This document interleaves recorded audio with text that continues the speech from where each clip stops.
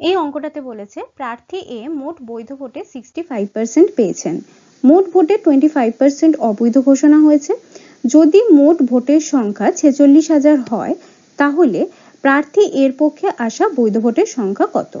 তো মোট ভোটের সংখ্যা বলে দিয়েছে 46,000 আর মোট ভোটের 25% অবৈধ ভোট, তাহলে আগে আমরা অবৈধ ভোটের সংখ্যাটা নির্ণয় করে নেব। অবৈধ ভোটের সংখ্যা কত হবে? মোট ভোট হচ্ছে 46,000 ইন্টু 25%, মোট ভোটের 25% অবৈধ ভোট, এটা মাল্টিপ্লাই করলে হচ্ছে 11,500। তাহলে এতগুলো ভোট হচ্ছে অবৈধ। বৈধ ভোটের সংখ্যা তাহলে কত হবে? সুতরাং বৈধ ভোটের সংখ্যা, মোট ভোট থেকে অবৈধ ভোটের সংখ্যা যদি আমরা বাদ দিয়ে দিই তাহলে আমরা পেয়ে যাব মোট বৈধ ভোট।